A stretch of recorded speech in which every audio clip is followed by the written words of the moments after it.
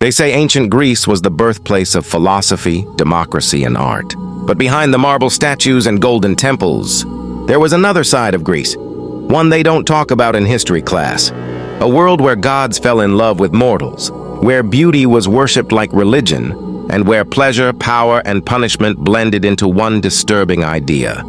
That desire was not human weakness, but divine will. This is not the Greece of textbooks. This is the Greece of forbidden rituals, sacred temptations, and laws that broke the limits of morality.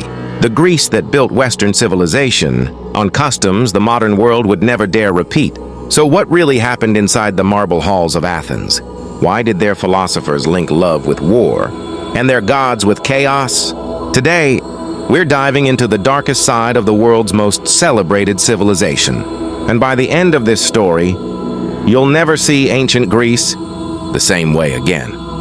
In Greek mythology, desire wasn't sin, it was sacred. Zeus, the king of gods, didn't just rule Olympus. He ruled over passion itself. He transformed into animals, clouds, even beams of light, just to seduce mortals. And mortals didn't resist. They saw it as an honor.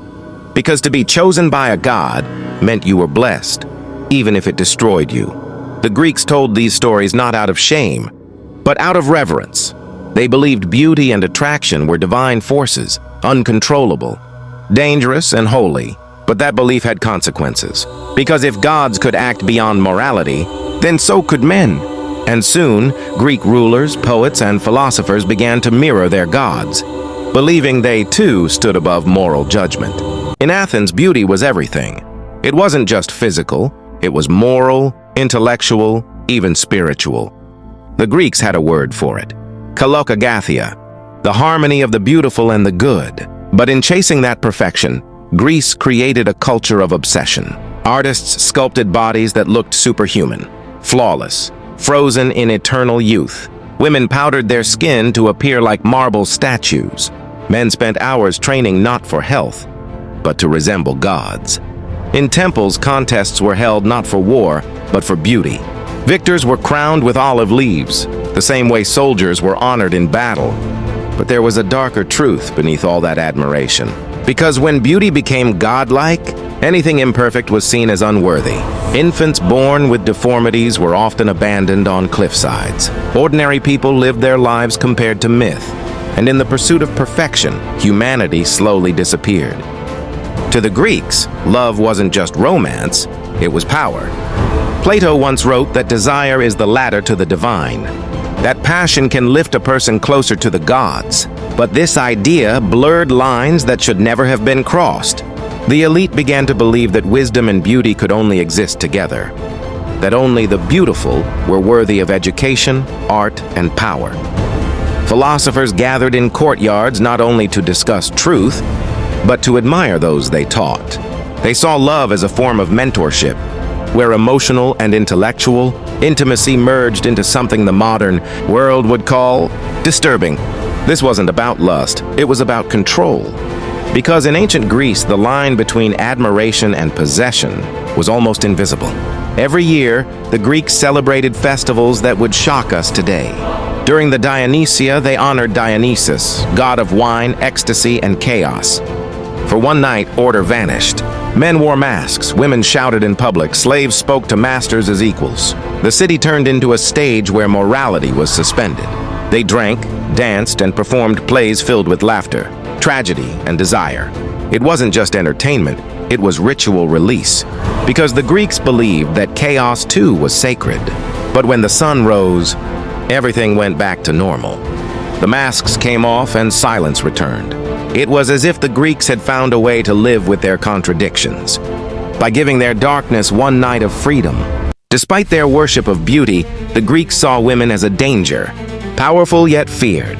Philosophers wrote that a woman's charm could ruin empires. Poets described them as gifts from the gods and punishments from the same hand. In Athens, women were rarely allowed to speak in assemblies or vote. Yet in Sparta, they were trained as warriors, strong, outspoken, and free. Two cities, one civilization, and two completely different visions of womanhood. The Athenians valued control. The Spartans valued strength. And between them lay the heart of Greece's eternal contradiction. Because they believed that to truly understand beauty, You also had to understand danger. In temples across Greece, certain rituals blurred the line between worship and transgression. Priests offered incense to Aphrodite, the goddess of love, while citizens prayed for fertility, passion, or favor. But some rituals, whispered about, never written down, were said to involve acts meant to please the gods in ways too controversial. For their time, to outsiders it looked like madness. But to Greeks, these acts weren't immoral. They were offerings, because to them, denying the body meant denying the divine. And so they built a civilization where spirit and flesh danced together, sometimes in harmony, sometimes in horror. When Rome conquered Greece, it didn't destroy its culture, it absorbed it. But in the process, something changed. Rome took the Greek idea of beauty and twisted it into spectacle. What was once philosophy became entertainment. What was once sacred became indulgent. The gods faded, the temples emptied, and the world that once worshipped love began worshiping power. By the time Christianity rose, Greece's old rituals were called sin. Their art was covered, their temples abandoned, and a civilization that once believed desire was divine was buried beneath centuries of silence. Yet even now, the ghosts of that world remain. Every time we admire beauty, debate morality, or chase perfection, we echo the Greeks. Their contradictions became ours. Their brilliance, their flaws, their hunger for meaning still shape the way we think, love, and live. Because Greece was more than a place in history. It was a mirror, reflecting everything beautiful and terrible about being human.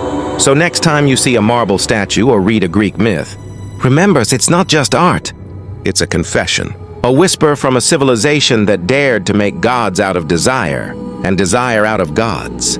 They built the foundation of Western thought, but they also revealed its greatest secret, that every civilization, no matter how enlightened, hides its darkness in plain sight. And sometimes, that darkness is what makes it truly unforgettable.